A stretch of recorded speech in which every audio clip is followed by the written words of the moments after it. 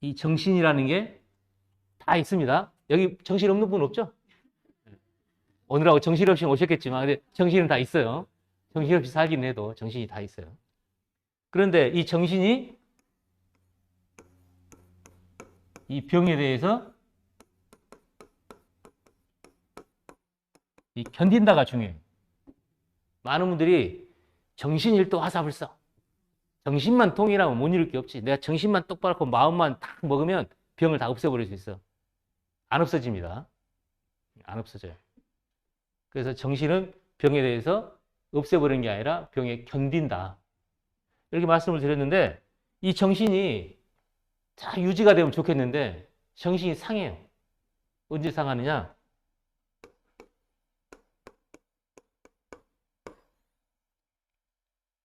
마음이 근심, 걱정, 염려 뭐 이런 단어 많죠, 막. 예. 요게 되면 정신이 상하게 돼.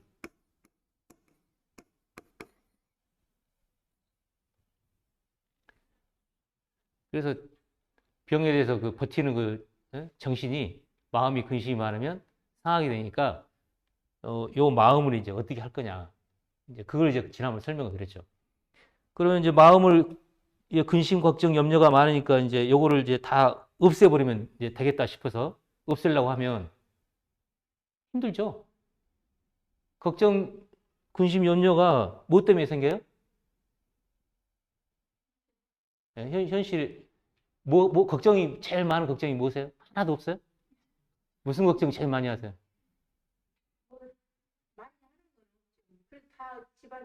그렇죠. 집안일, 뭐 집안일. 그 다음에 집안일에 관계되는 게 대부분 이제 돈이 많죠. 돈 걱정.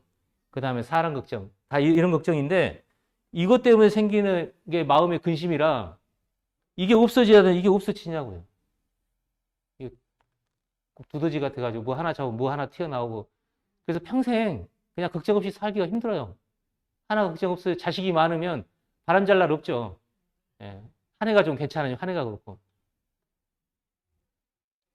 요즘에는 뭐또 옛날하고 달라져. 시집장가 보내도 계속 붙어서 살더라고요. 예. 옛날에 독립해서 사는데 요즘은 또 그렇지도 않아요. 그래서 이거가 없어지면 마음이 편할 텐데 이거 근본적으로 없애는 건 어려워요.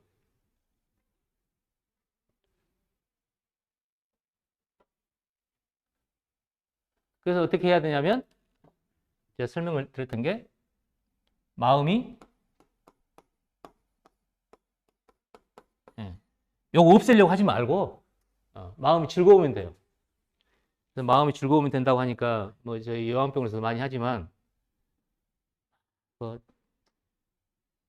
보면 프랑스 자수를 막 해요. 암 환자들이. 왜냐하면 생각이 안 나니까. 없어지는 게 아니죠. 그냥 잊어버리려고.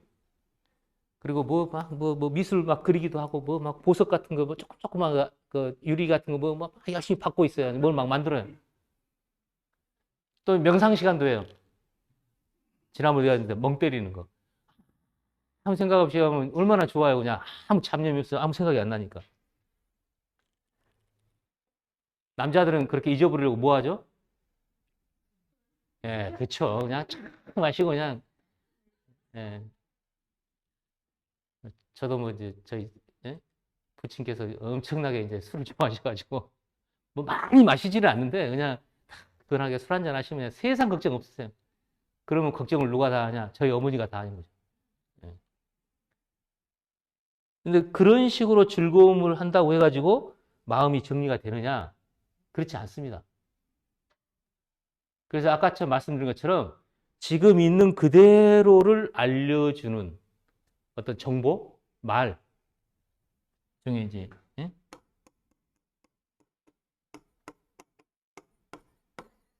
선한 말, 선한 말이 어우 이뻐요, 아이고 마음에 돕는 소리 하는 그런 게 선한 말이 아니고 있는 그대로를 정확한 정보를 일러줘가지고 정확하게 알게 해주는 거. 그럼 뭐를 알게 해준 거냐? 병에 대해서도 알게 해주는 거지만 나라는 사람 안에 있는 거를 정확하게 설명해 줄 수 있는 말, 정보. 그게 마음을 편하게 해줘요. 그렇게 해야 정신이 안 상하고 그래야 병에 이제 버틸 수 있다. 이 얘기를 지난번에 제가 설명을 드렸어요. 맞는 것 같아요? 기억나요? 네. 처음 들으셨어요? 여기 좀 이제 이해 안 된 거 진도를 맞춰야 되니까 뭐 어렵지는 않죠? 네. 그래서 지난주에 숙제를 냈죠. 지난번에 우리가 사회 보는 방송 작가 이제 김 작가님 숙제를 냈어요. 뭐 숙제를 내주냐? 마음하고 정신에 대해서 좀 생각을 해보라고 숙제를 내줬는데 좀 생각 좀 해보셨어요?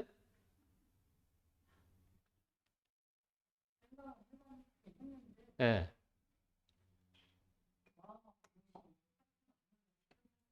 아,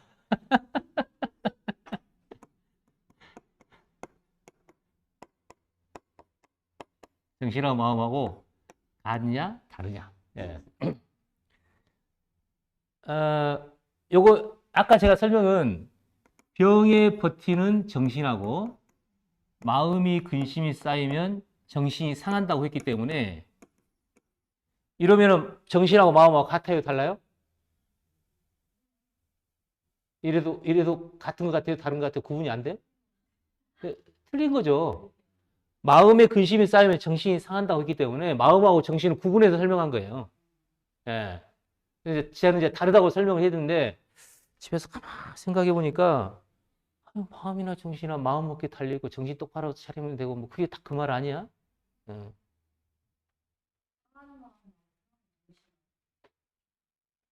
아, 마음이 속상하다 할 때도 이제 그걸 하는 건데 요 그러니까는 이 정신이 여기서 말한 정신은 병에 버티는 정신을 얘기하는 거예요.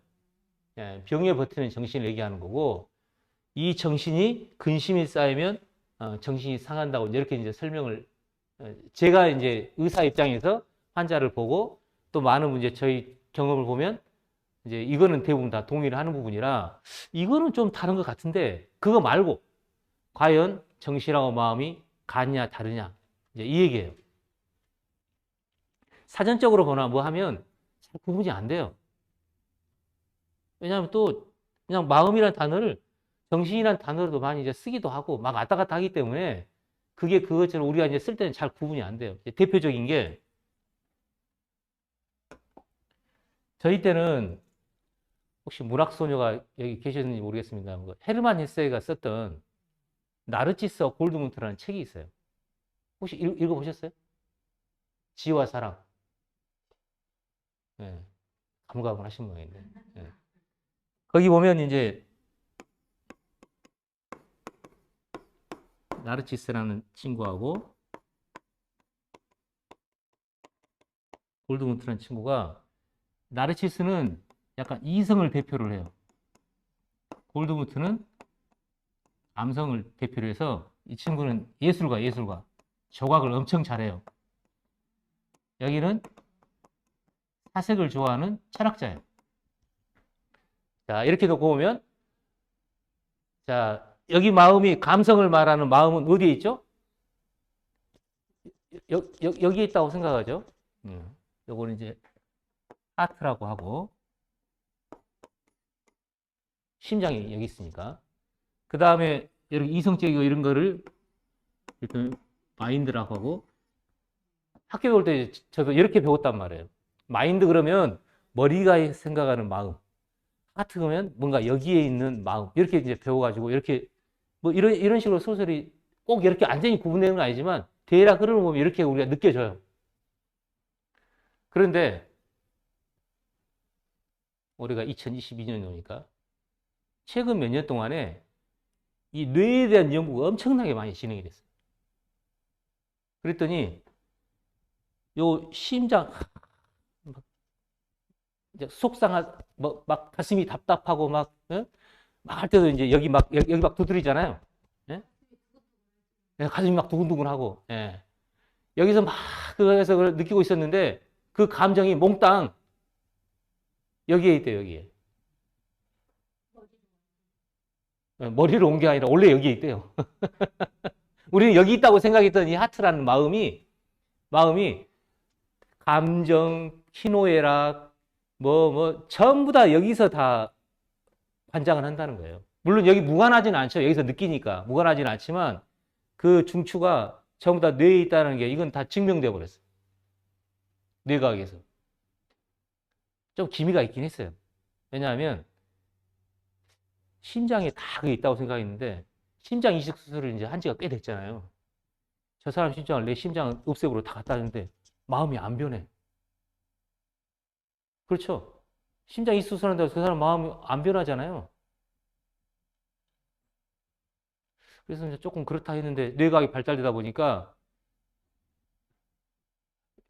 마음이 어쩌고 뭐 감성, 이성 이거 전부 다 뇌에서 다 관장하는데. 그래서 여기서 막 지금 그 논문이나 막 쏟아져요, 쏟아져. 하루가 멀다 하고 막 새로운 얘기들이 나오고. 그래서 그렇게 하다 보니까 뭔가 병에 견디는 정신. 그것도 그러면 여기 마음하고 분명히 마음하고 그거는 구분 되게 이제 설명을 지나면 다 드렸는데 그러면 병에 견디는 정신도 뇌에 있나? 그 부분이에요.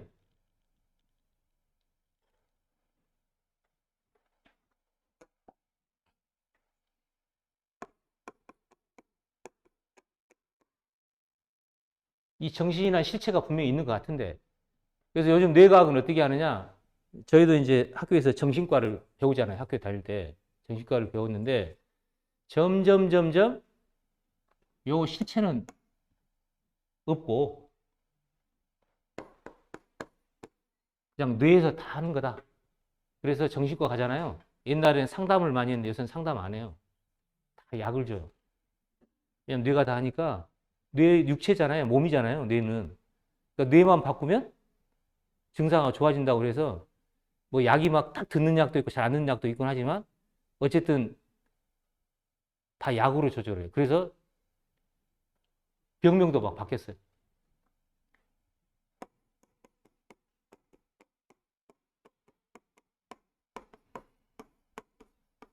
요거 많이 들었죠? 정신분열병.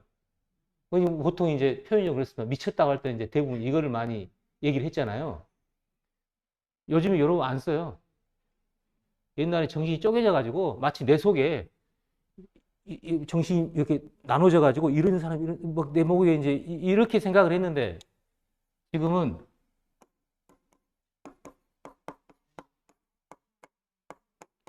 조현병이라고 해요. 조현병. 뇌에서 뭔가 조율이 잘못돼 가지고 그러나서 약으로 해서 조절하면 뭐 나았고 뭐 그런 걸 떠나서 상당히 조절이 돼요. 이제 자꾸 이제 이런 식으로 이제 되다 보니까 이 병에 견디는 이 정신이 실체로 존재하는 것 같고 실제로 존재한다고 이제 생각을 했고 그랬는데 자꾸 저런 식으로 하니까 이게 진짜 정신이 실제로 존재하나? 좀 의심스러운 상황이 계속 뇌가 벌어지고 있는 거예요. 아주 다 막 뇌로 설명을 해요. 막 지금 열심히. 그런데 이 병에 견디는 정신, 그 다음 이 마음에 근심이 쌓이면 정신이 상하는, 그 다음에 정신이 병에 견디는, 이게 분명히 이제 존재한단 말이에요. 그럼 이거를 뇌과학에서는 뭐라고 하느냐? 설명 못 하잖아요. 현대과학은 좀 편해요. 설명 안 되면 없는 거예요. 그래야 될 거 아니에요. 예를 들어서 생명도 똑같아요. 생명.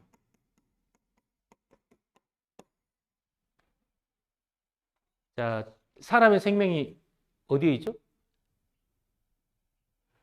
네. 과학적으로 지금 학교에서 제 의대 다 이제 배우고 박사까지 받았는데요. 생명 어디 있는지 몰라요. 없어요, 책에. 의과대학 책에 생명이 어디 있는지 설명이 없어요. 뭐만 있냐? 증명할 수 없으니까 생명이 있는 존재가 나타나는 현상. 먹고, 마시고, 숨쉬고, 애 낳고, 싸고. 요거는 증명할 수 있거든요.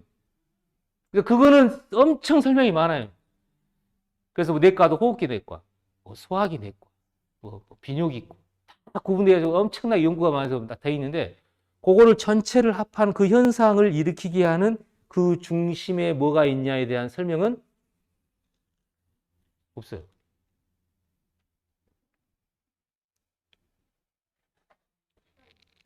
저기 병원에서 이제 수술하면 보호자들 그러잖아요. 의사 선생님 들고 살려주세요. 그 의사는 그 생명 자체를 몰라요. 학교에서 안 배웠어요. 그런데 생명을 유지하고 생명이 있으면 나타나는 현상에 대해서는 엄청 잘 알아서 그거 하면 살아요. 유지가 돼요. 그래서 이 생명, 이 정신, 뭔가 실체가 있긴 있는데 증명을 할 수가 없으니까 요거는 저기 신학이나 철학하는 사람한테 맡겨두고 우리가 그냥 이거 그냥 실제로 할 수 있는 거, 증명할 수 있는 것만 하고 마음하고 요 현상적인 생명 현상은 요거는 다 의사가 뇌과학이나 아니 몸 다 해부해가지고 다 이거는 이제 아니까 요것만 얘기하고 있단 말이에요. 그러면 진짜 생명이라는 게 없냐? 있단 말이에요. 과학에 설명 못할 뿐이지. 병에 견디는 정신도 있고. 그거를 그래서 과거에 어떤 사람이 이제 저 영혼을 인하고 뭐 이제 그런 정신을 증명해 보려고 어떤 사람이 죽을 때까지 기다렸어요. 죽었더니 죽고 나서 21g이 변했대요. 몸무게가. 그래서 뭐 정신의 무게가 21g이다. 돌아가실 때 뭐가 좀 물이 좀 빠져나가서 몸무게 차이 나는 거지. 요거는 저기 물질이 아니잖아요. 지금 현 상태는 이제 이렇게 돼 있는 거예요.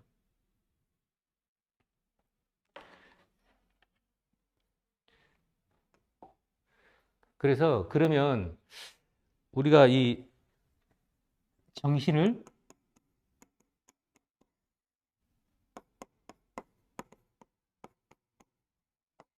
실체적으로 우리가 좀 느끼거나 뭐 현실에서 우리가 알 수 있는 병에 대해 견디는 정신 말고 저 정신이 무슨 역할을 하는지를 하나 더 이제 생각을 해보자고. 이것도 뭐 다 이제 현실적으로 느끼는 거니까요. 약간 이제 의학적인 얘기는 아닌데요. 이를테면 이런 게 있어요. 여기 계신 분 중에 이제 종교를 가지시고 있는 분도 있고 종교가 없는 분도 있고 다 이럴 거예요. 근데 이 정신은 종교하고 관계없이 병에 버티는 마음은 다 갖고 있어요. 사람은 다 갖고 있어요.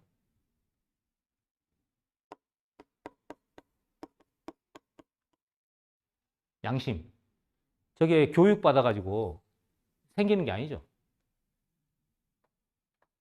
양심이라는 게 교회 다니고 절에 다니고 성당 다니는 사람만 있는 게 아니잖아요. 그런 거 아무 관계 없어도 다 사람은 다 양심이 있어요. 양심은 뭐를 하느냐?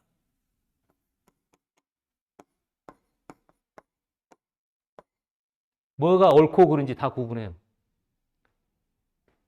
요 기준은 다 달라요. 어떤 분은 자기 집에서 배운, 부모님한테 배운 그 기준으로 거기에 맞게끔 그 양심에 맞게 판단하기도 하고, 어떤 분은 교회에서 배운 십계명 가지고 판단하기도 하고, 어떤 분은 절에 좀 다닌 거, 그 들은 걸로 그 판단하기도 하고, 다 각기 다 다른데 그 판단할 수 있는 요 양심이라는 거는 다 갖고 있어요. 물론 뭐 살다 보니까 이제 좀 무뎌지기도 하고 그냥 뭐 있는지 없는지 잘 생각도 못 하고 뭐 이제 그렇게 사는 분도 있긴 하지만 이 양심이라는 건 다 있어요. 그래서 양심이 판단은 뭐냐면 자기 마음속에 희한하게 이거 둘 다 있어요. 다 갖고 있죠? 이거 얘들을 봐도 알고 다 이제 갖고 있어서 자기가 선하게 살려고 하는 고 하는 게 있고 그 다음에 그렇게 못 살게 붙드는 게 있어요. 어떤 부분은 이렇게 살지만 대부분은 이렇게 살아요. 자기 마음속에 양심상 이렇게 해야 될 것 같아. 그래서 그렇게 하는 거 좀 있어요. 없지는 않아요. 그런데 대부분은 뭐 그래도 뭐 현실은 이런데 뭐 그래서 그냥 뭉개버리고 이제 대부분 양심대로 안 사는 경우가 대부분 많죠. 자기 판단 기준에. 그래서 요 기준대로 살고 있는 게 뭐고, 요 기준대로 살고 있는 게 뭐냐, 이제 이 부분이에요.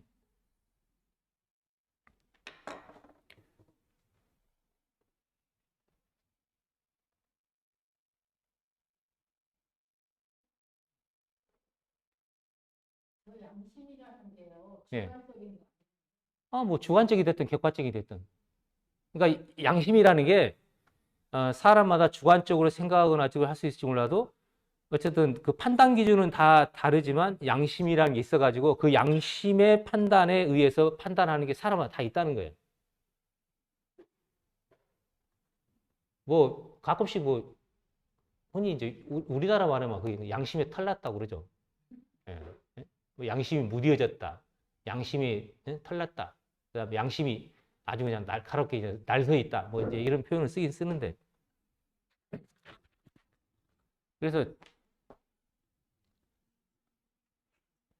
뭔가 판단할 수 있는 그 판단 잣대.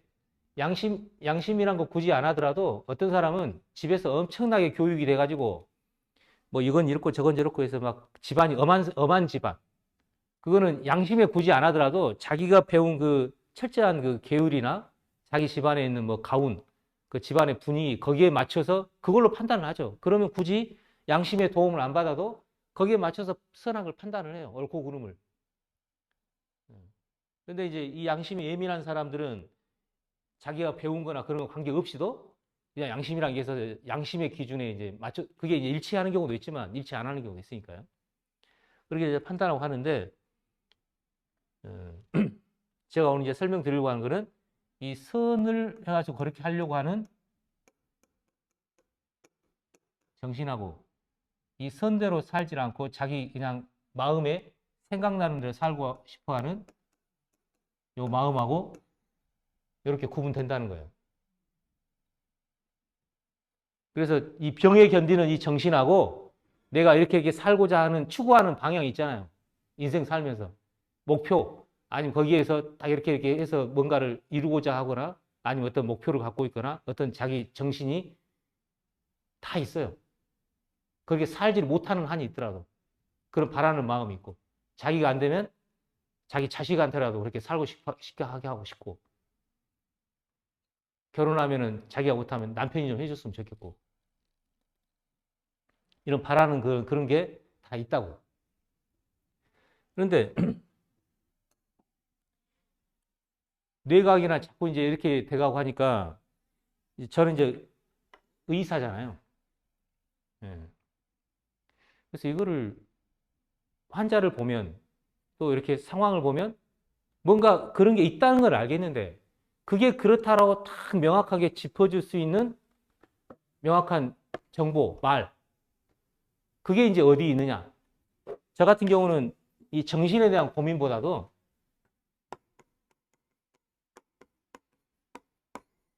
의사이기 때문에 여기 고민이 훨씬 더 많았어요. 요즘에는 이제 뭐 이 부분보다 정신에 대한 생각을 더 많이 하긴 하지만 이 과연 생명이란 게 어떻게 되느냐.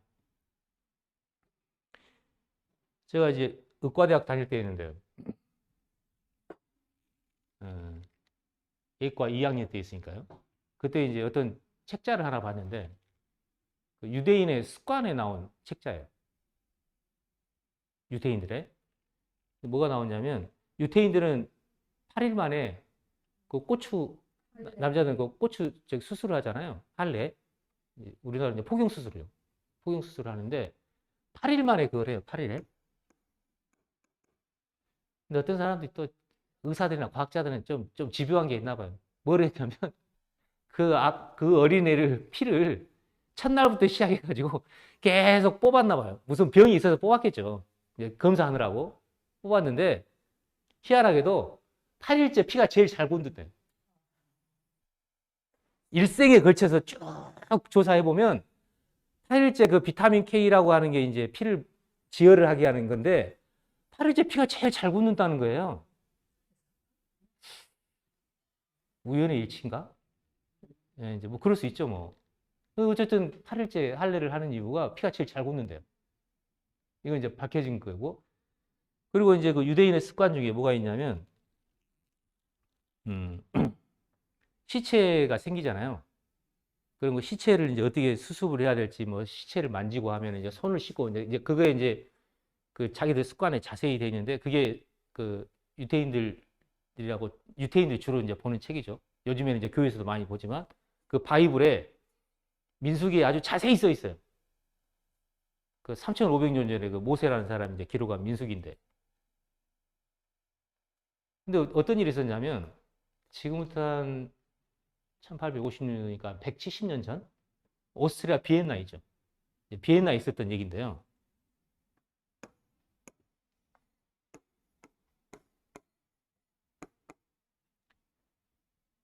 산부인과인데, A라는 병동에서 이제 이렇게 그리면 안 되겠네요.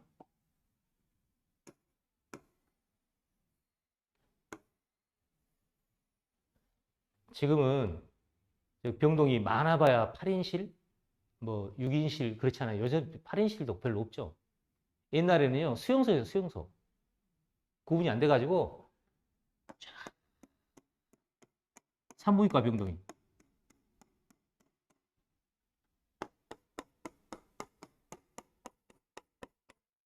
요거 침대 이렇게 그려놓은 거예요. 여기 쫙 누가 이제 얘를 받아요.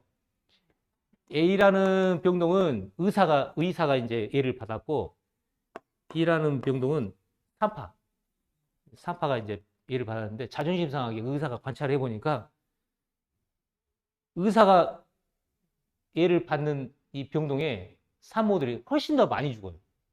감염이 돼가지고 열나가지고 얘 받고 나면 상처가 나니까 여기서 균이 들어가가지고 열나가지고 이제 훨씬 많이 죽어요. 그래서 이걸 이유를 모르겠는 거예요. 그래서 가만히 봤더니 요 앞에 죽은 산모들을 모아가지고 시체를 해부하는 시습실이 있었어요. 그때는 고무장갑도 없었어요. 비닐장갑도 없고 균이라는 개념이 없어요. 맨손으로 시체 다 만지작 하고 손도 안 씻고 그 손으로 그대로 예를 받은 거예요. 아니, 산 게 이상하죠, 그럼. 그러니 맨날 여기서 많이 죽고 여기 산파들은 시체 해부 안 했으니까 여기가 더 산모들이 더 많이 사는 거예요. 그래서 의사가 이거 틀림없이 요거 문제, 그때 균을 몰랐을 때입니다. 현미경이 그렇게 발달 안 돼가지고 균을 몰랐어요. 여기다가 세수대야를 놓고 반드시 들어가서 씻고 그 다음에 이제 일을 받으라고 그랬어요. 그랬더니 진짜 여기보다 안 죽는 거예요. 틀림없구나 해가지고 했는데 열심히 이제 의사들이 이제 씻고 예를 받고 했는데 어느 날 쭈르륵 죽어버렸어요. 분명히 손 씻고 들어갔는데. 왜 그랬냐면 첫 번째 예를 낳았는데 요 산모가 균이 많았어요. 그 다음에 그 손을 안 씻고 쭈르륵 해서 했으니까 그 의사 생각에는 예를 받을 때마다 손을 씻으라고 이제 세수대를 여러 개 갖다 놨어요. 그때 의사들이 이제 난리가 난 거예요. 한 번 씻는 걸 우리가 참았는데 우리가 무슨 병을 옮겨준다고 그러냐. 그래가지고는 뭐 균은 안 보이니까. 균도 증명도 안 되고. 그래가지고는 난리 싸움이 나고 이 사람이 쫓겨났어요. 자기 고향 헝가리 가서 하다가 또 쫓겨나가지고 정신병원에서 죽었어요. 아주 지금 그 의학박물관에 이 사람이 써서 세수대는 남아있어요. 세수대만. 이런 어처구니 없는 일이 불과 170년 전에 다 그렇게 했던 일이에요. 지금은 이렇게 하면 뭐 말도 안 되는 얘기죠. 그런데 그 유대인의 습관에는 시체를 보면 반드시 손을 씻고 뭐 그런 게 자세히 써 있어요. 그리고 이제 또 하나 이제 희한한 게 그 유태인들이 그 자기들이 이제 출애굽이라고 그 이집트에서 나왔잖아요. 옛날에 그 모세는 대부분 알죠? 그 모세라는 사람이 이집트 사람들을 그 애굽에서 이제 끌고 나와가지고 이제 가나안 땅으로 갔는데 가는 동안에 이제 광야를 지나게 되면 광야에서 텐트 생활을 했어요. 근데 텐트 생활할 때 이제 대변을 놓아야 될 거 아니에요. 그런 것까지 다 저기 바이블에 기록을 해놨어요. 대변을 놓으려면 삽을 들고 나가가지고 자기들 저기 텐트 친 데서 멀리 떨어져서 가서 삽을 파고 그 다음에 응가를 하고 그 다음 흙으로 덮어라. 이런 말도 써 있어요. 이제 그런 내용을 써 있는 거 이제 빨간 조그만 책자 있는데 그거를 제가 예과 2학년 때 처음 봤거든요. 되게 희한하네. 왜냐하면 유럽도 그 수세식 화장실이 생기기 얼마 안 됐어요. 다 기억하시겠지만 저희 어렸을 때만 해도 약간 쉬고 가면 길거리에 대변 많았어요. 웃으시는데. 그래서 서양 선교사 와가지고 이놈 한국에는 무슨 놈 똥이 이렇게 많냐 그러는데 자기들도 얼마 안 됐어요. 그렇게 바뀐 지. 수세식 화장실 쓴 게 얼마 안 됐다고. 그 베르사유 궁전 가면 화장실 없어요. 궁전에. 하일이 왜 나온지 아세요? 하도 파티를 많이 하는데 옷을 그냥 질렁질렁 입고 다니는데 길거리에 대변이 많아서 여기 신발에 안 묻게 하려고 하이힐을 신는 게 그게 하이힐 시작이에요. 멋쟁이가 신는 게 신발이 아니고 그 역사에 다 나온 얘기. 어쨌든 이 건강에 관계된 이런 얘기들이 그 유대인의 습관에 나온 책들에 그 바이블에 이제 그게 많다고 했는데 저도 이제 의사니까 그때 의대생이었으니까 관심이 있어서 바이블을 이렇게 보는데 그 지난번에 이제 설명을 이제 들었던 내용인데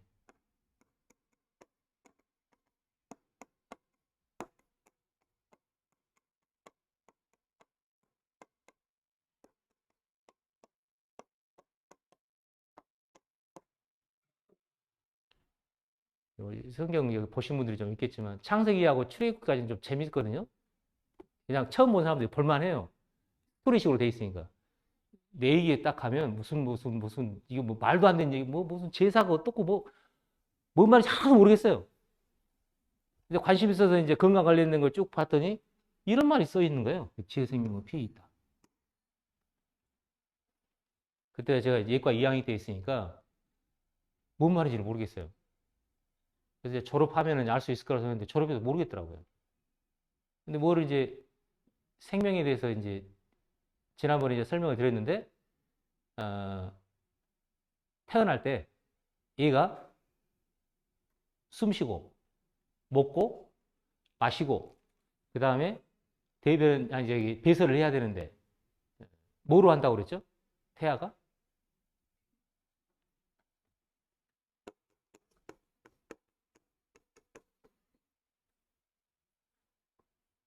뱃속에 있을 때 기억 안 나시죠? 근데 지금 이제 코로 숨 쉬고 그 다음에 입으로 먹고 그 다음에 이제 소변도 누고 다 해서 생명 현상이 유지가 되는데 뱃속에서 코로 숨 쉬면 큰일 나죠? 양수 속에 있었잖아요. 그 물 마시면 물 다 들어갈 거 아니에요. 그래서 숨 쉬고 먹고 마시고 배설하는 거를 탯줄로 다 합니다. 탯줄에 의해서 태반에 연결돼 가지고 거기서 다 그게 이루어져요. 이거를 이제 지난번 할 때 이제 그 모험 하는 시간에 다 이제 설명을 드렸어요. 그래서 우리 생명 현상의 주인이 피예요, 피. 피가 음식을 받아들이고 피가 숨을 쉬고 피가 배설을 해요. 그래서 진짜 사람의 생명이 피에 있어요. 네. 그래서 이 피를 잘 관리하려면 피를 잘 만들 수 있는 게 음식이 피를 만들기 때문에 음식을 잘 먹고 그 다음에 피가 잘 움직이게끔 운동을 해주는 게 그게 건강에 이 육체를 지키는 병을 없애는 게 아니라 이번에 저희가 설명드린 개념은 병을 없애자가 아니라 병이 있고 뭐 하더라도 내가 활동을 할 수 있고 정신적으로 판단이나 그 정신에 문제가 없고 그 다음에 사회적으로 사람 만나고 활동에 지장이 없도록 하는 거가 육체적으로는 뭐가 될 거냐? 그게 피에 있다. 그 다음에 정신은 어떻게 되느냐? 그걸 이제 설명을 드리는 거예요. 그래서 그때 피에 있다라는 거를 그때 이제 이해가 된 거예요. 아, 진짜 그렇구나. 사람의 생명이라는 게 정말 피에 있구나. 그런데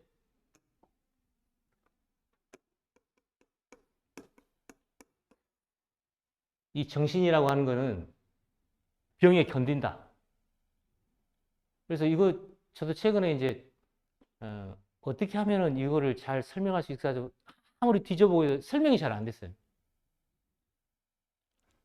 근데 그 바이블의 잠언에 너무 기가 막히게 설명이 잘 돼 있어요. 이 병에 견디는 이 정신에 대한 이야기. 근데 거기에 하나 추가된 게 뭐냐면요. 사람의 심령, 정신,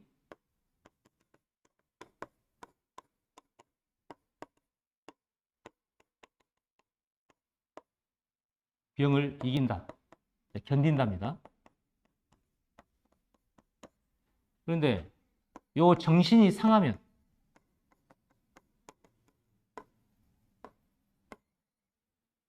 누가 이 정신을 일으키게 되냐?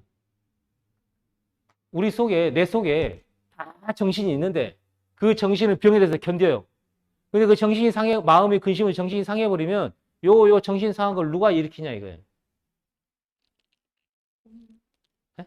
본인이 이겨야 되는 거예요. 그러니까 본인이 해야 되는데 병은 내 속에 있는 정신이 이기게 해주는데 그 정신이 상하면 내 속에서 이 정신을 일으켜줄 존재가 있냐 이거예요. 그 질문을 해놨어요. 그게 긍정적인 마음. 예? 긍정적인 마음을 가지면 예. 정신이 건강해지지. 아니 그렇게 안 돼 있어요. 예. 마음 조절하는 거는 마음을 즐겁게 하는 거는 그게 써 있는데 이 정신이 상한 문제는 내 안에서 일으킬 존재가 없다라는 얘기예요. 그리고 아까 말한 옳고 그름, 이 선이나 악, 여기서 이 선을 추구하는 그게 정신이라는 실체가 존재한다는 거예요. 이거를 본인이 인식하는 게 굉장히 중요합니다. 알쏭달쏭하게 아니 뭐 병 그래 내가 좀 뭐 그거 하면 뭐 좀 견디는 힘이 있는 것 같아. 병에 견디는 정신력이라는 게 다 갖고 있잖아요. 병에 견디는 정신력이라는 건 내가 다 갖고 있는데 그 정신이 막연한 그냥 정신력이냐 아니면 실체로 내 안에 그 정신이라는 게 존재하냐. 왜냐하면 정신이 실체로 존재하면 그 출발점이 있어야 돼요. 실체는. 왜냐하면 요 몸이라는 요 실체는 이 어디서 생긴 거예요?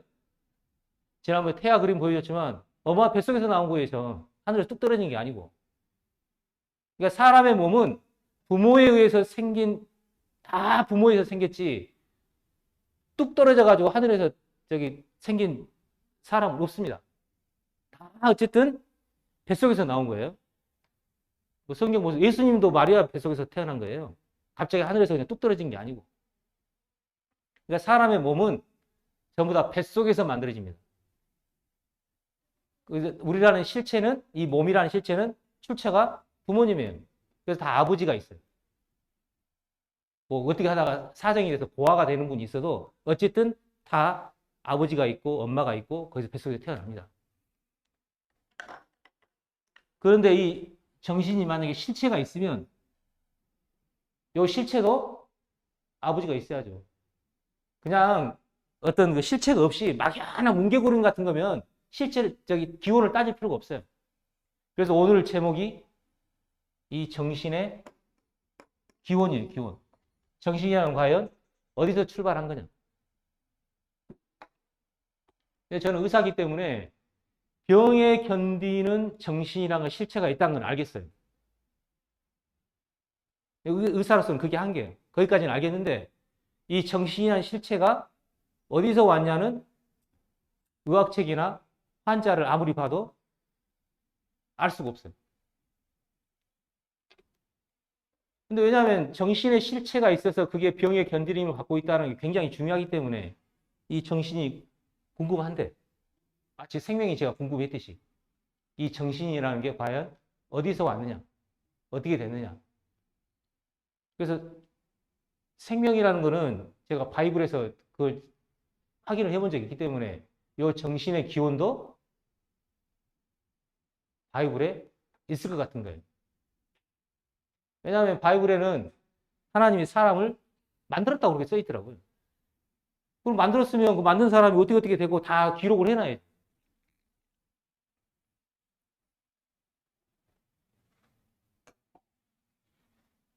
이제 사실상 이제 문제는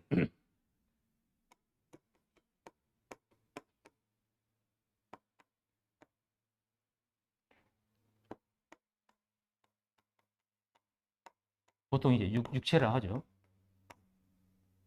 요 아버지는 이제 저 성이 이시니까 따라서 저 아버지가 다 있어요.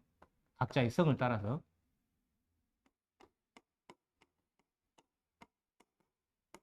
정신도 이제 아버지가 있어야 할 텐데 정신이 실제로 존재하는지도 잘 모르는 판에 정신의 아버지를 어떻게 찾아요? 아니 몸이라는 거 몸뚱아리가 분명히 있으니까 이게 어디서 나왔는지 생각을 해볼 텐데 정신이 뭉게뭉게한 거고 그냥 알 수도 없는 거고 뭐 내 마음 나도 몰라 뭐 이제 이런 식으로 그냥 응? 모르는 걸로 생각하면 그 실체에 대해서 어떻게 못 찾을 텐데 제가 이제 이렇게 말씀드린 이유는 이 병에 버티는 게 건강이라고 제가 설명을 드렸고 WHO에서 말한 게 이게 이제 지금은 이제 이 분위기로 가고 있기 때문에 정신 똑바로 차리고 이걸 좀 들으셔야 돼요. 예. 왜냐하면 앞으로는 자기 건강을 결정하는 제일 중요한 요소가 이 부분이에요. 왜냐하면 지금 병을 없애는 게 목표가 아니라 병에 견디는 게 목표이기 때문에 병에 견디는 게 실체가 이 정신이기 때문에 이 정신에 대해서 조금 아셔야 된다고. 뭉게뭉게한 게 아니라 정신이라는 실체가 확실히 있고 그러면 이 몸뚱아리가 실체가 확실히 있으면 몸뚱아리의 기원이 부모님이듯이 이 정신의 출처도 있어야 된다는 거예요. 실체니까. 실체가 없이 그냥 뭐 왔다 갔다 하고 연기 같은 거 그럼 뭐 실체 따질 것도 없죠. 없어져 버릴 건데. 근데 그게 아니라 뇌각에서 아무리 없다고 해도 이게 존재하는 병에 견디는 이 정신이라는 게 존재하고 이 정신의 아버지라는 게 출처가 분명히 있다는 거예요. 그래서 바이블 좀 뒤져보니까 참고로 저는 교회 열심히 다니는 사람이 아닙니다. 그냥 순전히 이걸 이제 의학적인 관점에서 성경을 보는 그 관점으로 제가 설명을 드리는 거 오해는 저 사람 이제 듣고 나면은 이제 내일부터 어디 교회 가라고 하나 보다 이제 전혀 관계 없어요. 그 오해하시지 마세요. 요 출처인 이 아버지 명쾌하게 써 있더라고요. 뭐라고 써 있냐면 처음에 최초의 사람이 바이블은 누구죠? 처음 사람 아담. 아담 지을 때 흙으로 사람을 만들었대. 그 다음에 생기를 불어넣어줘요. 그게 이거예요, 이거. 생기가 바이블에는 이것도 스피릿이라고 되어 있고 브레스 오브 라이프라고 되어 있는데 이 정신도 병에 견디는 정신도 스피릿이라고 되어 있어요. 신령.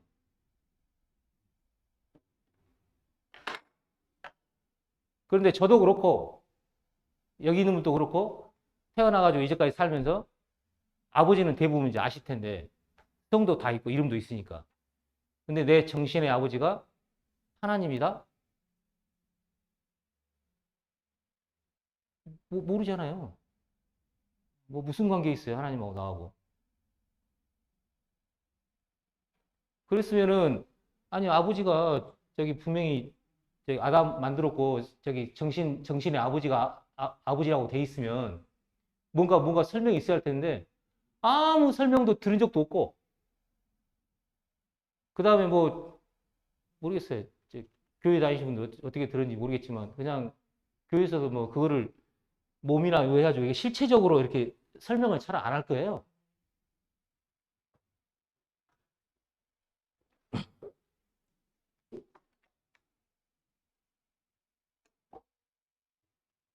근데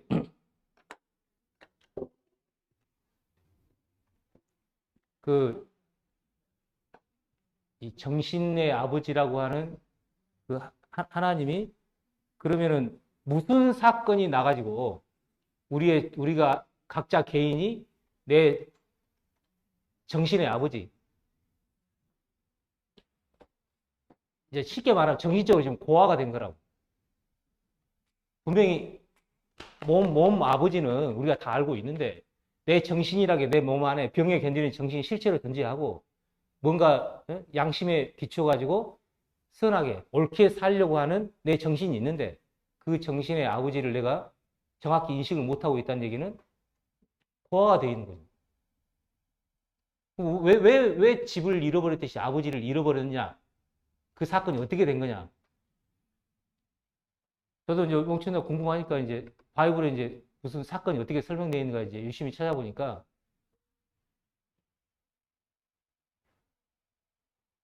희한한 설명이 하나 있는 거예요. 일단은 하나님하고 내 정신하고 하나님이 내 아버지라 내 몸뚱아리 아버지가 그건 이제 미친 사람입니다. 내 몸뚱아리 이제 부모님한테 태어난 거니까. 그러면 내 정신이 하나님하고 이제 아버지하고 이제 이렇게 이제 됐다는 얘기가 지금은 어쨌든 아버지가 아니란 말이에요. 내가 아버지인지도 몰랐고 뭐 전혀 이제 해서 이제 고아처럼 돼 있는데 그럼 아버지를 이제 되려면 되게 고아가 되면 고아가 아버지 찾아갑니까? 아버지가 고아를 찾아옵니까? 전단지 붙이는 건 아버지죠. 물론 뭐 얘가 커가지고 자기 아버지 이제 뭐 입양됐거나 뭐 찾아가는 경우도 있지만 대부분 잃어버려가지고 사고 나가지고 잃어버리고 찾는 거는 이제 아버지가 찾죠. 부모가. 거기에 그 정신의 아버지가 자기 아들을 찾으려고 뭐라고 표현할지 모르겠는데 아들 찾는 게 제일 중요하니까 자기의 원래 아들을 보내요. 그게 바이블에 이제 예수라고 써 있어요. 이게 아들들이 이제 많이 있는데 아들들이 다 잃어버려가지고 다 고아가 돼가지고 아버지 못 알아봐. 네? 아버지라고 그러면 미쳤다고 그러고 못 알아보니까 아들을 보내요. 근데 그 아들이 와서 하는 얘기가 있어요. 그 아들이 이제 예수인데 예수는 우리 이제 대한민국이잖아요. 원래 우리랑 아무 상관없는 사람이에요. 저기 이스라엘 그 유대의 예루살렘이라는 동네에서 활동했고 그 옆에 베들레헴에서 태어나가지고 그렇게 됐는데 거기 이제 살다 보니까 이제 예수가 컸을 거 아니에요. 커가지고 이제 성인이 됐는데 거기 있는 유대인들하고 이제 말싸움이 됐어요. 말싸움이 돼가지고 뭐라고 그러냐면 예수가 그 유대인들한테 저기 너희들 아버지가 거기는 이제 우리는 당군이 할아버지라고 그러잖아요. 유대인들은 할아버지가 아브라함이에요. 아브라함 후손이라고 이제 말이 막 오가니까 아브라함이 후손이라고 그러니까 예수가 뭐라고 하냐. 아브라함 후손인 건 내가 알겠는데 너희 아버지가 따로 있는 것 같다 그래요. 그럼 그 아버지가 누구겠어요? 아니죠. 유대인들은 자기들이 하나님 아버지라고 줄창 얘기하는 사람들이에요. 우리랑 달라요. 그래가지고는 아버지가 따로 있다니까 유대인들이 기분이 나빴어요. 우리 아버지 아브라함이라니까? 그러니까 예수님이 뭐라 그러냐면 예수가 아브라함이 아브라함 후손이면 아브라함은 나한테 이렇게 안 했다. 너희 아브라함 후손이라고 말은 하는데 아브라함 같이 안 한다. 그러면 아버지가 따로 있다는 게 무슨 얘기예요? 혼외자라는 거 아니에요. 아니 자기들이 알고 있는 아버지가 있는데 그 아버지가 아니고 아버지가 따로 있다고 예수가 얘기하니까 유대인들 생각에는 그러면 우리가 그러면 뭐 우리 조상이 누가 음란한 짓을 해가지고 따로 났다고? 그러니까 화가 나가지고 우리 아버지 하나님이다 그래요. 왜냐하면 출애굽을 할 때 그 성경에 보면 하나님이 이스라엘 사람들한테 내 아들이다, 내 장자라고 해준 적이 있거든요. 그러니까 우리 아버지 하나님이라고 그래요. 그러니까 예수가 하는 얘기.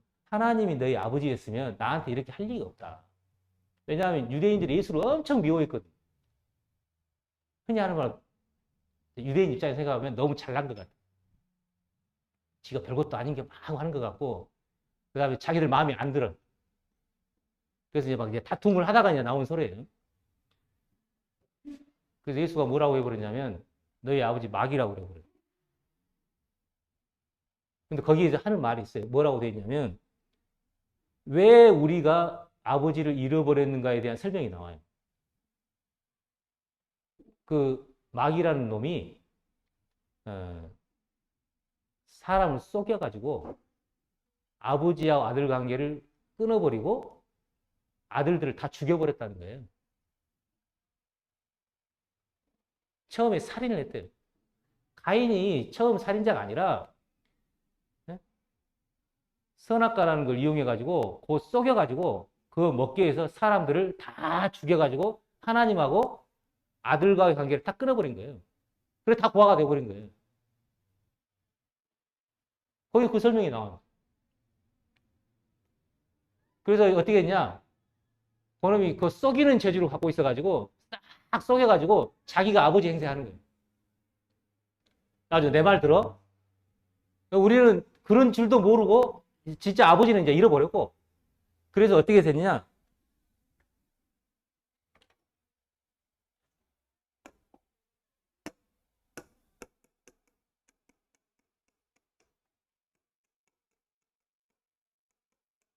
정신의 아버지인 하나님은 끊어져 버렸고 마귀라고 하는 어떤 그런 영적인 존재가 쫙 끌고 와가지고 아버지 행세를 하는 거예요. 아버지를 행세하면 어떤 현상이 나타나느냐? 정신은 여전히 선하게 살고 싶어 해요. 근데 얘가 아버지가 되면 요 선하게 살지 못하고 마음이 원하는 대로 살게 돼요. 그래서 양심은 판단은 해요. 아, 이게 옳고 이게 그러하고 정신은 저렇게 선하게 살고 싶어 해요. 다 있어요. 다. 그런데 이렇게 돼버리니까 어떻게 해야 되냐? 전부 다 마음대로 사는 거예요. 이제까지 다 마음대로 사셨잖아요. 그게 자기는 내 마음대로 살았어. 내 마음이야. 라고는 했는데 실제로 까놓고 보니까 이런 사건이 있었던 거예요. 그래서 자기는 내 마음대로 사는 것 같지만 실제로는 요 의도대로 산 거예요. 그냥 원래 아버지 딱 끊어버리고, 아버지 끊어버리고 내가 아버지라고 해가지고 끌고 가가지고는 육체와 마음이 원하는 대로 살게 해준 거예요. 그러면 좋아야 될 텐데 좋지가 않아요.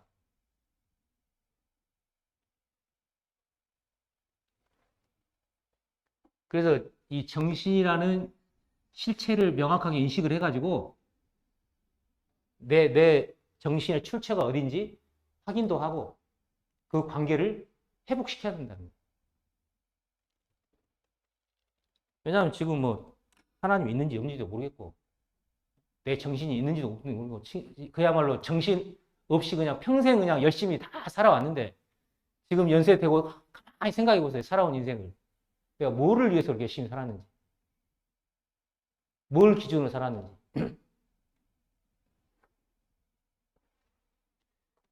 그래서 하나님은 자기 잃어버린 자식들을 찾아야 되니까 예수를 보내가지고 어떻게 했느냐. 우리 몸은 일단 제쳐두고요. 이 정신이 아버지니까, 이 몸의 아버지는 우리 이제 몸의 아버지는 따로 있으니까, 요 정신의 아버지로서 해야 되니까, 아들을 보내가지고, 그 아들의 정신이 어떤 과정을 밟았는지를 보시면, 하나님과 관계가 어떻게 돼 있고, 어떻게 회복이 되는지, 그 과정을 예수를 보내가지고 예수의 정신의 어떤 과정을 밟았는지를 그대로 보여준 거예요. 어떻게 되느냐? 예수라는 사람이 이제 복잡한 과정은 지금 성경 강의 시간 아니니까 그건 빼고 죽기 전에요. 아까 잠깐 말씀드렸는데 겟세마네 동산에서 기도를 해요. 죽기 전에. 왜냐하면 예수라는 사람은 몸뚱아리를 갖고 있어요. 하나님 아들이지만 몸뚱아리를 갖고 있고 정신은 하나님한테 이제 그 아들로 태어났으니까 그대로 있는데 십자가에서 이제 내일 이제 죽는단 말이에요. 자기가 알아요. 알아서 뭐라고 표현하냐면 내가 너무 슬퍼서 죽을 것 같다. 죽을 지경이다. 근데 뭐가 죽을 지경이냐면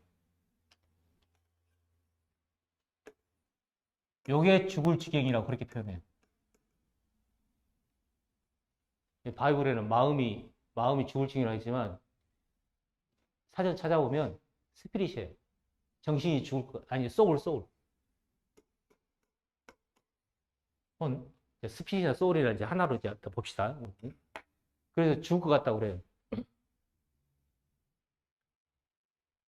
십자가는 그냥 그 예수님이 못 박혔다고 하는 거는 대부분 이제 뭐 성경을 안 보신 분들도 대략 이제 아실 텐데 힐 박혔는데 왜 정신이 소울이 죽을 그 지경이라고 했을까? 그래가지고 그 다음날 십자가에 딱 못이 박혔습니다. 아침 9시부터 오후 3시까지 6시간 이제 못이 박혀 있었는데 마지막 3시간 이제 돼가지고 죽기 직전에 한 말이 있어요. 끄떡끄떡 하시면 뭐라고 했어요? 다 이루었다. 네? 다 이루었다. 다 이뤘다는 꼴까가 바로 직전이고 그 바로 직전에 엘리 라마 사박다니. 이게 무슨 얘기냐면 나의 하나님 어찌하여 나를 버리셨나이까요. 그게 엄청 중요한 얘기예요. 겟세마네 동산에서 그 얘기를 한 게 아니고 겟세마네 동산에서 십자가에 못 박혀 죽을 건데 하나님 왜 나를 나 죽기 싫어요 그랬었거든요. 너무 힘드니까 죽기 싫다고 그러니까 하지만 내 온대로 말고 아버지 온대로 이제 해가지고 이제 십자가에서 못이 박혔는데 그러면 어찌하여 나를 버리셨나이까 하면은 겟세마네 동산에서 버리셨나이까 해야 되는데 그게 아니라 죽기 직전에 왜 나를 버리십니까? 그럼 십자가에 버렸다는 말인가? 왜 죽기 직전에 그 말을 했냐고요. 근데 하나님 진짜 예수를 어디다 버렸냐? 죽었어요. 죽고 나서 몸은 어디로 갔죠? 네? 흙으로 안 갔어요. 무덤으로.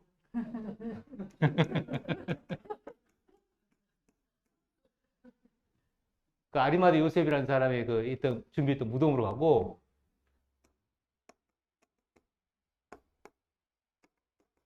영혼이라는 정신은 어디로 갔냐? 어디로 갔어요? 다 이렇게 알고 계세요.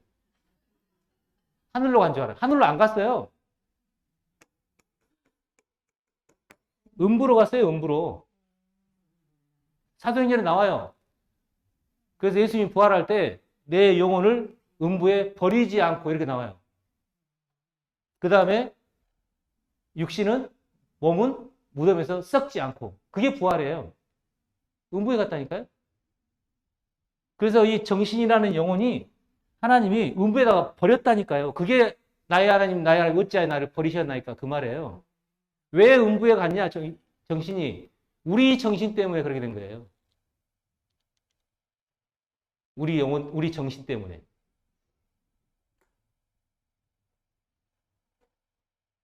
그래서 저도 이제 의사니까 이제 뭘 찾으면 집요하게 찾는 재주가 좀 있어요. 의학책도 그렇게 봐야 되니까. 막 뒤져봤더니 이사야서에 그게 기록 써 있어요. 내 영혼을 속건제물로 바쳤다고 그랬어요. 많은 사람들이 예수님이 자기 몸을 희생제물로 바쳤다. 피를 희생을 했다. 그랬는데 자기 영혼을 속건제물로 바쳤다는 걸 잘 기억을 못해요.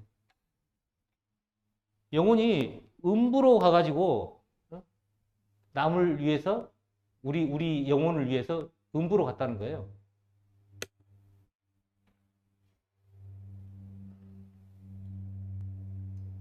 그래서 그 버렸다는 게 하나님이 진짜 예수의 정신을 음부에다가 버려버렸다니까요. 그럼 어떻게 되느냐? 하나님의 아들의 지위를 뺏어버린 거죠.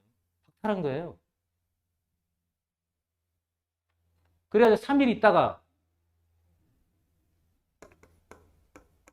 부활을 해요. 이 부활을 하는 날, 오늘 제목이 인문학자 바울이 하는 이야기라고 그렇게 돼 있는데, 그 바울이 뭐라고 했냐면, 사도행전에서 나온 얘기입니다. 하나님이 예수를 부활시킨 때 뭐라고 했냐? 너는 내 아들이다. 오늘 너를 낳았다. 그래요. 이건 좀 이상한 얘기잖아요. 아니, 아들로 탄생된 거는 처음에 하나님하고 예수님하고 있었을 때 아들로 됐거나, 마리아에서 몸에서 태어났거나, 다 하나님의 아들이었는데, 왜 죽고 부활한 날, 너는 내 아들이다. 오늘 너를 낳았다. 그 말을 했냐고요. 그러니까 부활한 날, 예수가 다시 하나님의 아들이 됐다는 거예요. 그 사도 바울 얘기예요. 로마서에도 뭐라고 했느냐? 예수를 설명하는 과정에 육신으로는, 몸뚱아리로는 다윗의 후손으로 났어요. 예수가. 근데 영으로는 죽은 자 가운데서 부활해서 하나님 아들로 인정됐대요. 그러니까 두 개가, 우리도 육신은 아버지가 다 있잖아요. 따로 있고, 영의 아버지가 예수도 한 번 잃어버렸다가 다시 하나님의 아들이 된 거라니까요. 음부에 버렸다가. 그래서 예수님이 음부에 가서 엄청난 고통을 당했겠죠. 왜냐하면 사람들이 죄를 다 져서 석권제물로 갔으니까.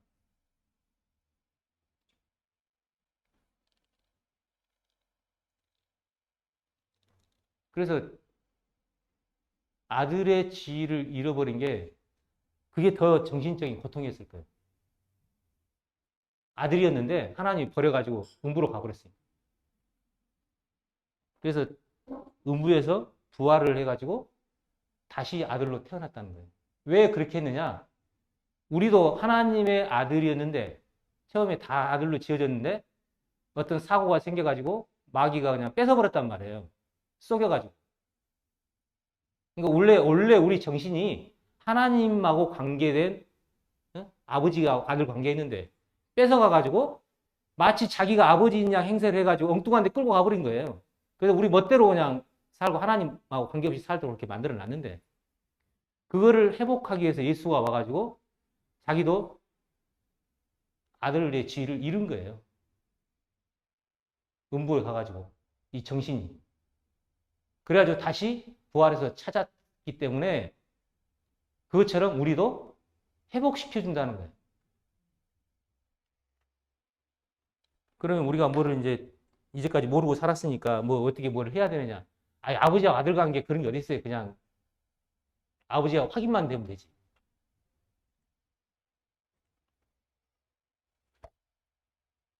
그래서 마귀한테 뺏긴, 마귀가 그냥 탈취해 간 거죠. 속여가지고. 표현은 뭐 이제 아담이 뭐 선악과를 먹어서 어떻게 됐다고 하지만, 아담이 저지른 건 저지른 거죠. 하지만은 분명히 거기 나와요. 속인 거예요. 속인 거. 마귀가 거짓말로 이거 먹어도 괜찮아. 분명히 하나님 이거 먹으면 죽는다고 그랬는데 마귀가 뭐라, 절대 안 죽어. 이거 먹어도. 이거 먹어도 하나님하고 관계가 정상적으로 된다니까. 아버지가 아들 관계 아무 문제 없어 그랬는데 먹고를 딱 떨어져 버렸어. 죽어버렸어. 그래서 그거를 예수가 와가지고 자기 영혼을 버려가지고 자기 정신을 버려가지고 음부에 갔다가 음부에서 부활하면서 다시 아들로 회복됐듯이 우리도 회복시켜준다는 얘기가 예수 얘기예요. 그래서 예수가 음부에 갔다는 건 대부분 모르죠. 성경에 써 있는데 분명히 내 영혼을 음부에 버리지 않는다. 그러니까 하나님 어찌하여 나를 버리셨나니까 음부에 버렸는데 그 음부에 버리지 않고 부활시켜가지고 부활한 날 다시 아들이라고 얘기한 거예요. 너는 내 아들이다. 오늘날 너를 낳았다. 그것처럼 그 사실을 듣고 아, 내 하나님 아버지가 진짜 아버지였네. 그리고 그 아들이 와가지고 나를 찾으려고 대신 영혼이 음부에 갔네. 그래가지고 부활해서 다시 하나님 아들이 됐듯이 우리도 다시 하나님 아들이 된다. 그게 이 정신의 기원의 아버지를 찾는 과정이에요. 그래서 그 예수님이 이제 여기 그 바이블에 설명하는 중에 탕자 얘기를 해요. 유명한 탕자 얘기. 탕자가 어떻게 되냐. 아들이 둘이 있었어요. 아들이 둘이 있었는데, 첫 번째 아들은 열심히 이제 아버지 섬기고 잘 살았어요. 근데 둘째 아들은 가만히 보니까 요즘에야 이제 재산 분할이 다 똑같이 옛날에 장녀한테 많이 줬잖아요. 둘째가 가만히 생각해 보니까 이게 빨리 이제 재산 받고 싶은 거예요. 아버지한테 쫄라가지고 재산 내가 받을 거 다 내놓으라고 그랬어요. 챙겨가지고 딱 가가지고 보니까 장가도 안 갈 것 같아. 뭐 있겠어요? 어디 도시에 가가지고 흥청망청 뭐 창기랑 막 놀아나고 어디 가니까 뭐 쓰다 보면 한두 그냥 그만 다 써버리죠 뭐. 돈 벌기 어렵지 쓰기 얼마나 쉬워요. 싹 써가지고 먹을 것도 없네 이제. 여기 보니까는 저기서 뭐 돼지 치는 저기 데가 있으니까 거기 가서 돼지가 먹는 거 좀 먹고 돼지 좀 치려고 갔더니 그것도 안 줘요. 야, 그 친구가 우리 아버지 집에 가면은 먹을 것도 많고 막 이제 여기서 내가 굶어 죽게 생겼네 가지고는 이제 민망한 거예요. 아버지 보기가. 내 아버지 집에 가면 먹을 것도 많고 하는데 내가 아들이라고 못하겠고 그냥 종으로 그냥 먹여만 주세요. 이제 딱 마음을 고쳐먹고 이제 가요. 쭉 가는데 거리가 먼데 아버지가 우리말로 이제 버선발로 나오는 거예요. 그러니까 우리는 하나님 아버지인지 모르고 뭐 그냥 평생 살았는데 아버지는 안 그래요. 일평생을 기다리고 있는 거예요. 언제나 돌아올 거 하고 딱 보이고 하니까 그게 어느 시점이냐? 우리 마음속에 내 마음속에 내 정신이라는 실체가 있고 정신의 아버지를 찾아야겠다라고 마음이 드는 순간 하나님이 찾아옵니다. 뭘 내가 해야 되는 게 아니라 마음만 내 마음에요. 내 마음에 내 정신이라는 게 분명히 아버지가 있는데 이제까지 내가 내 마음대로 살았는데 요거를 좀 바꿔 먹어가지고 내 정신의 아버지를 찾아야겠다고 마음을 먹는 순간 하나님이 찾아와요. 버선발로 찾아와가지고 그냥 막 옷 입혀주고 막 난리가 났어요. 그랬더니 아들은 뭐라고 그러냐면 민망한 내가 아버지한테 죄를 저질렀고요. 뭐 하늘 보기도 민망하고 막 해가지고 막 그 얘기만 해요. 아버지가 아무 관심 없어요. 뭔 얘기만 하냐? 내가 잃었다가 다시 찾았다. 내 아들이 죽었다가 살았다. 그 얘기만 하는 거예요.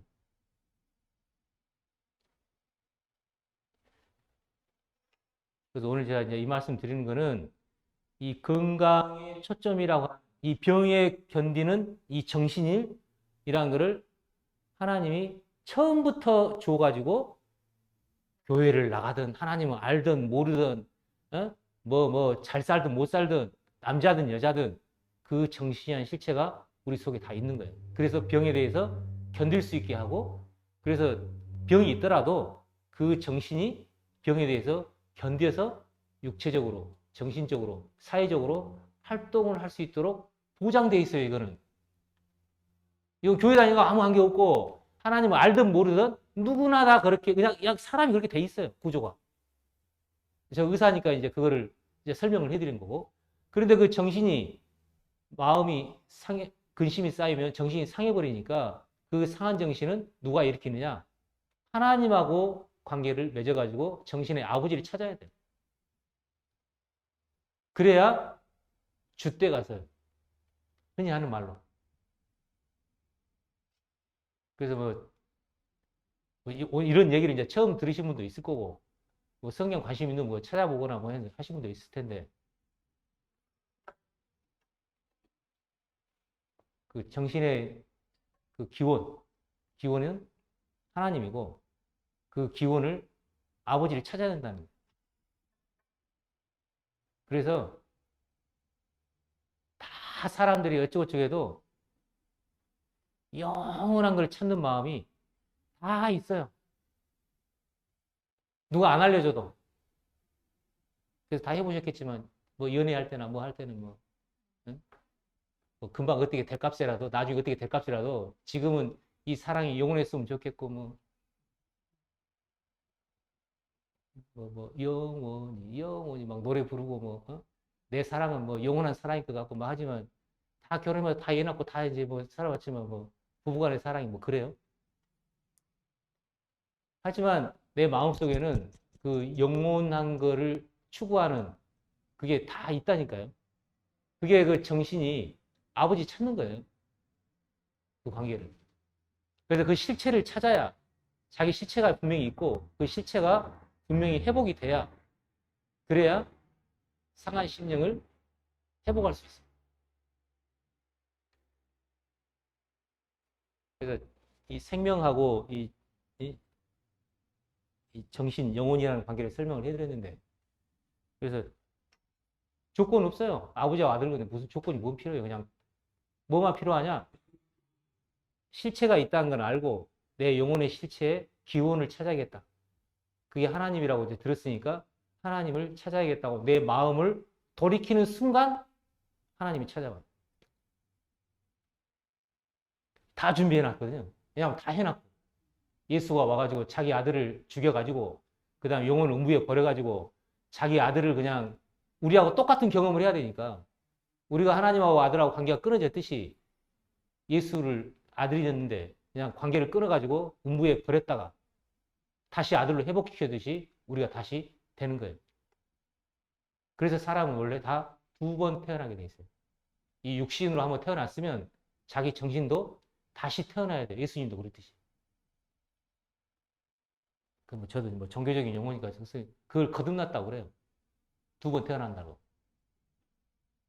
나는 이제 분명히 아버지가 다 있고 하는데 나라는 정신의 실체의 아버지를 꼭 찾아야 됩니다.